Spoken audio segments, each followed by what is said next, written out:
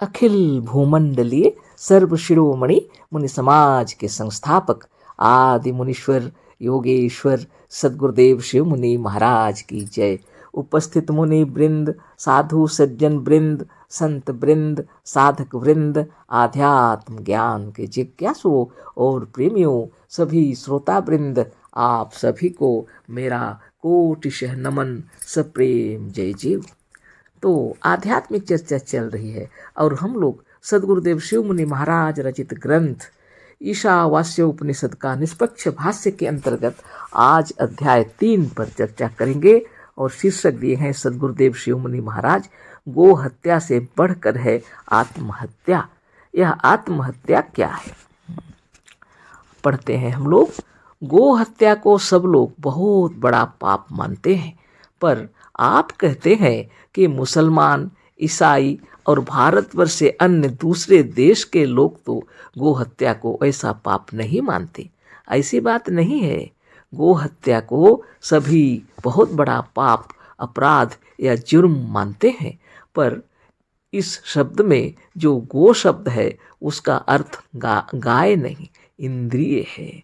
गो से गोचर का अर्थ है जो इंद्रियों द्वारा जाना जाए, अर्थात इंद्रिय ग्राह्य। इसी से तुलसीकृत रामायण में कहा है, गो गोचर जहाँ लगी मन जाई, सो सब माया जानहु भाई।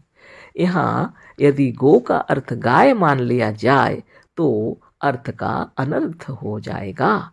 गो का अर्थ गाय मानने से इसका अर्थ होगा कि गायें और गायें जहाँ चरती हैं वह सब स्थान माया है। सदगुरुदेव शिव मुनि महाराज की जय। तो थोड़ा चर्चा कर लेते हैं। सदगुरुदेव कह रहे हैं, गो हत्या से बढ़कर है आत्महत्या। यह आत्महत्या क्या है? गुरुदेव कह रहे हैं, गो हत्या को सब लोग बहुत बड़ा पाप मानते हैं, पर आप कहते हैं कि मुसलमान, ईसाई और भारतवर्ष से अन्य दूसरे देश के लोग तो गो हत्या को ऐसा पाप नहीं मानते। क्योंकि प्रत्यक्ष में लोग देख रहे हैं कि मुसलमान और ईसाई लोग तो गाय मांस खाते हैं, है ना, तो गो हत्या वो करते हैं। और भारतवर्ष से अन्य दूसरे देश के लोग भी खाते हैं और गो हत्या करते हैं, तो ये विचार उत्पन्न होता है। तो आप कहते हैं कि मुसलमान, ईसाई और भारतवर्ष से अन्य दूसरे देश के लोग तो गो हत्या को वैसा पाप नहीं मानते, मगर गुरुदेव कह रहे हैं गो हत्या को सब लोग बहुत बड़ा पाप मानते हैं। ऐसी बात नहीं है। गो हत्या को सभी बहुत बड़ा पाप, अपराध या जुर्म मानते हैं, पर इस शब्द में जो गो शब्द है उसका अर्थ गाय नहीं है। तो शब्दों का जो अर्थ है उसमें दो दो अर्थ होते हैं। एक में गो का मतलब गाय है और एक में गो का मतलब है इंद्रिय। गुरुदेव उसी को बता रहे हैं। यहाँ जो गो शब्द है इसका अर्थ गाय नहीं, इंद्रिय है।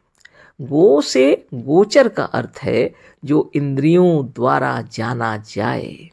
जहाँ इंद्रियां चरती हैं, मतलब जो इंद्रियों द्वारा जाना जाए, है ना अर्थात इंद्रिय ग्राह्य, जिसको इंद्रिय द्वारा हम लोग ग्रहण करते हैं। जैसे आँख देख रही है, कान सुन रहे हैं, है ना, जीभ चख रही है, त्वचा से भी ज्ञान हो रहा है। तो ये जो ज्ञान प्राप्त हो रहा है इंद्रियों द्वारा, आँख, कान, नाक, जीभ और त्वचा, ये जो इंद्रिय हैं इनको गो इंद्रिय कहा जाता है। इंद्रिय, गो मतलब इंद्रिय, इसी को गुरुदेव बतला रहे हैं और प्रमाणित करके बतला रहे हैं कि तुलसीदास जी ने रामायण में कहा है, गो गोचर जहाँ लगी मन जाई, सो सब माया जानहु भाई। तुलसीदास जी जो कह रहे हैं, तुलसीकृत रामायण में जो लिखे हैं, इससे प्रमाणित हो रहा है कि गो का अर्थ सिर्फ यहाँ पर गाय नहीं, इंद्रिय ही है। गुरुदेव प्रमाणित करके बता दिए। यहाँ यदि गो का अर्थ गाय मान लिया जाए तो अर्थ का अनर्थ हो जाएगा। गो का अर्थ गाय मानने से इसका अर्थ होगा कि गायें और गायें जहाँ चरती हैं वहाँ सब स्थान माया है। तो लोग ऐसा अर्थ अगर कर दिए, गो का अर्थ गाय कर देंगे, तो क्या होगा कि गायें और गायें जहाँ चरती हैं वह सब स्थान माया है।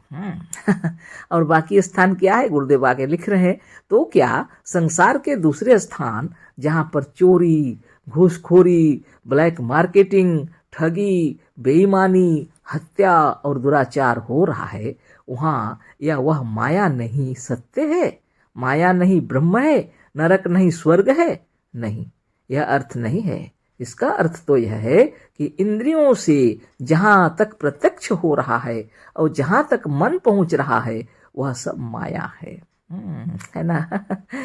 ईश्वर को तो तुलसीकृत रामायण में गिरा ज्ञान गोतीत माना है। तुलसीकृत रामायण में क्या लिखे हैं, गुरुदेव बता रहे हैं, ईश्वर को तुलसीकृत रामायण में गिरा ज्ञान गोतीत माना है, अर्थात ईश्वर वाणी और इंद्रिय जन्य ज्ञान से परे है। तो तुलसीकृत रामायण में ही ईश्वर को गिरा ज्ञान गोतीत माना गया है, अर्थात ईश्वर वाणी और इंद्रिय जन्य ज्ञान से परे है। अर्थात ईश्वर को वाणी से नहीं समझ सकते आप, ना तो इंद्रियों के द्वारा जान सकते हैं। अतः गो माने इंद्रिय, अतः गो हत्या का अर्थ हुआ इंद्रियों की हत्या, जैसे अपनी या दूसरों की आंख फोड़ देना, जिह्वा काट देना, कान को नष्ट कर देना, अथवा किसी का हाथ पैर काट देना, जो कर्मेंद्रियां है। गाय को मारना चाहे और देशों, मजहबों और संप्रदायों में पाप या अपराध हो या न हो, पर इंद्रियों की हत्या अपनी हो या पराई हो, सब स्थानों में, सब मजहबों में, सब संप्रदायों में, सब देशों में और सभी कानूनों और नियमों के अनुसार वर्जित है। यह तो आपको भी मानना पड़ेगा। गो माने वास्तव में इंद्रिय ही है। गो हत्या का अर्थ हुआ इंद्रियों की हत्या, गुरुदेव कह रहे हैं, जैसे अपनी या दूसरों की आंख फोड़ देना, जिह्वा काट देना, कान को नष्ट कर देना, अथवा किसी का हाथ पैर काट देना, जो इंद्रियां हैं। गाय को मारना चाहे और देशों, मजहबों और संप्रदायों में पाप या अपराध हो या न हो, पर इंद्रियों की हत्या अपनी हो या पराई हो, सब स्थानों में, सब मजहबों में, सब संप्रदायों में, सब देशों में और सभी कानूनों और नियमों के अनुसार वर्जित है। इसको तो सभी स्वीकार करेंगे। आगे पढ़ते हैं, पर इंद्रियों को एकदम काट कर, तोड़ कर, फोड़ कर या उन्हें एकदम नष्ट कर देना ही गो हत्या नहीं, किंतु अपने आप की हो या दूसरों की स्वतंत्र रूप से इंद्रियों को उपयोग में ना लाना या ना लाने देना भी गो हत्या है। बहुत बड़ी बात है। सदगुरुदेव कह रहे हैं, इंद्रियों को एकदम काट कर, तोड़ कर, फोड़ कर या उन्हें एकदम नष्ट कर देना ही मात्र गो हत्या नहीं है, किंतु आपकी हो या दूसरों की, स्वतंत्र रूप से अगर इंद्रियों को उपयोग में ना लाने देते हैं, अपना भी और दूसरों का भी, तो वो भी गो हत्या है, इंद्रियों की हत्या है, बता रहे हैं गुरुदेव। जैसे कि स्वतंत्र रूप से बोलने, देखने, चलने या विचार करने के लिए दूसरों पर या स्वयं अपने पर अज्ञानवश रोक लगाना भी गो हत्या है। विचार कर लीजिए, सदगुरुदेव कह रहे हैं, जैसे कि स्वतंत्र रूप से बोलने देना चाहिए, खुद को भी और दूसरे को भी। अगर बाधा दे रहे हैं तो गो हत्या है। देखने के लिए किसी को बंधन नहीं है, ये किसी को आंखें बंद कर देंगे, देखने नहीं देंगे। चलने के लिए भी बंधन दे रहे हैं और विचार करने में भी बंधन दे रहे हैं, तो अपना हो या दूसरों का अगर आप इस तरह से बंदिश लगाते हैं तो यह भी स्वयं अपने ऊपर हो या अज्ञानवश रोक लगाना हो, यही गो हत्या है। लेकिन आगे पढ़ते हैं, मन, बुद्धि, विचार और इंद्रियों की स्वतंत्रता छीनना, वह चाहे अपनी इंद्रियों की हो या दूसरे की इंद्रियों की हो, गो हत्या है और बहुत बड़ा पाप है। सदगुरुदेव शिवमुनि महाराज की जय। सदगुरुदेव कह रहे हैं, मन, बुद्धि, विचार और इंद्रियों की स्वतंत्रता छीनना, वह चाहे अपनी इंद्रियों की हो या दूसरे की इंद्रियों की हो, गो हत्या है और बहुत बड़ा पाप है। पर आज संसार में यही हो रहा है। मनुष्य मजहबों, संप्रदायों, विभिन्न राजनीतिक दलों में जाकर उन मजहबों, संप्रदायों, राजनीतियों को और उनके नेताओं को मानकर उनके हाथों अपने मन, बुद्धि और विचारों को बेचकर, उनके वश में करके, अपनी इंद्रियों को भी उनके वश में करके अपने तथा दूसरों की इंद्रियों और विचारों को विवश करके उनकी स्वतंत्रता छीनकर उनकी एक तरह से हत्या ही कर रहा है, जो गो हत्या है और बहुत बड़ा पाप है। ये तो निश्चित बात है। जब कोई किसी के अधीन में रहेगा तो उसके अनुसार ही उसको बोलना पड़ता है, अपने विचार को वह प्रकट नहीं कर सकता है। ऐसे भी उसको सजा मिलेगी, वैसे भी दंडित होगा। सदगुरुदेव कह रहे हैं चाहे मन बुद्धि और विचार जो है उसको बेच कर कहते हैं, मतलब अपने ऊपर कोई अधिकार नहीं, दूसरों के अधिकारों में जो चल रहे हैं, दूसरों के वश के अनुसार, यह भी वास्तव में बंधन है और ये है गो हत्या, इंद्रियों की हत्या, चाहे अपनी हो या दूसरों की। बहुत बड़ी बात है, लेकिन आज हो रहा है वैसे। मनुष्य मजहबों संप्रदायों में बंधा हुआ है, मजहबों में भी और संप्रदायों में बंधा हुआ है, राजनीतिक दलों में भी जाता है तो उसके अनुसार ही बातें करेगा ना, उनके नेताओं के अनुसार। बुद्धि और विचार मन अपना है, वहाँ अपना प्रयोग नहीं कर सकता। ये विवशता है, ये लाचारी है, यही गो हत्या है, गुरुदेव कह रहे हैं। बहुत बड़ी बात है और ये बहुत बड़ा पाप है। मनुष्य के विचारों की, बुद्धि की, मन की और उसकी इंद्रियों की जब स्वतंत्रता छीन जाती है और वह स्वतंत्र रूप से ना सोच सकता है, ना विचार कर सकता है, ना चल सकता है, ना बोल सकता है और ना देख सकता है, तो ऐसी अवस्था में मनुष्य के अपने स्व का, अपने आप का, या कहिए कि उसकी आत्मा का एक तरह से नाश हो जाता है। सदगुरुदेव शिवमुनि महाराज की जय। कितनी बड़ी बात है, सोच लीजिए। बहुत बड़ी बात। मनुष्यों के विचारों की, बुद्धि की, मन की और उसकी इंद्रियों की जब स्वतंत्रता छीन जाती है और वह स्वतंत्र रूप से ना सोच सकता है, ना विचार कर सकता है, ना चल सकता है, ना बोल सकता है और ना देख सकता है, तो ऐसी अवस्था में मनुष्य के अपने स्व का, अपने आप का, या कहिए कि उसकी आत्मा का एक तरह से नाश हो ही जाता है।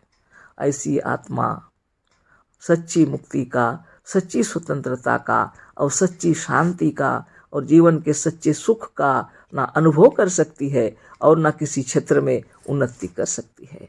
कितनी बड़ी बात है। इतना बंधन में जो होगा, ऐसी आत्मा सच्ची मुक्ति का, सच्ची स्वतंत्रता का और सच्ची शांति और जीवन के सच्चे सुख का ना अनुभव कर सकती है और ना किसी क्षेत्र में उन्नति कर सकती है। बाप रे बाप, सोच लीजिए, यह भी गो हत्या है।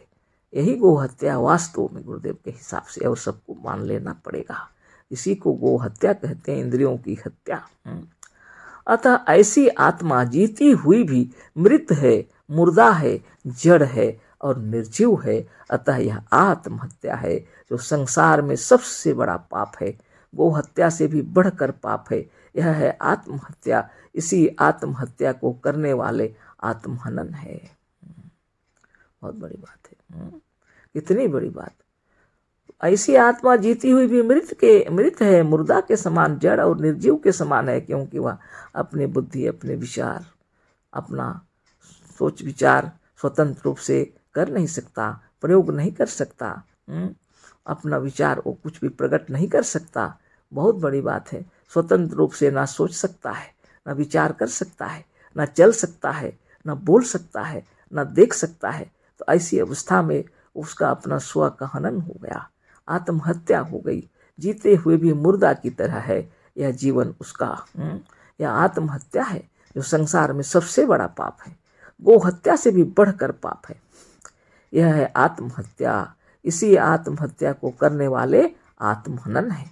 आज इस लेख में हम वेद के इस मंत्र की व्याख्या करने जा रहे हैं। उस मंत्र की इसी बात का वर्णन है, उस मंत्र में इसी बात का वर्णन है। तो जो मंत्र बतलाने जा रहे हैं सदगुरुदेव, उस मंत्र में इसी बात का वर्णन है ना।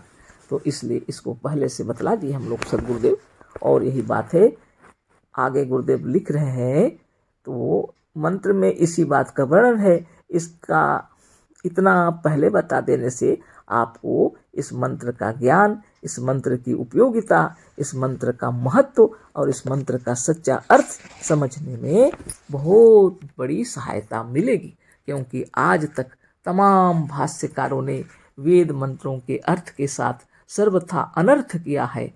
अनर्थ, अतः ऊपर के इस लेख का खूब मनन करके अब आगे जो यजुर्वेद के 40वें अध्याय के या ईशावास्य उपनिषद के तीसरे मंत्र को उद्धृत किया जाता है, लिखा जाता है। वह मंत्र निम्नलिखित प्रकार से है। इस मंत्र का जो अर्थ है या बातें होंगी वो पर कल चर्चा करेंगे। तो लेकिन मंत्र को हम बस पढ़ देते हैं। असूर्य नाम ते लोका अंधेन तमसावृता तांस्ते प्रत्याभिगच्छन्ति ये के चात्मन्महनो जना। यह लिखा हुआ है या ईशावास्योपनिषद का तीसरा मंत्र है और कल इस पर विचार करेंगे। सद्गुरुदेव इसका अर्थ बहुत सुंदर से समझाए हैं। तो समय अभी हो गया तो आगे कल चर्चा होगी। अशेष धन्यवाद, कोटि से नमन, सप्रेम जय जीव। सद्गुरुदेव शिव मुनि महाराज की जय।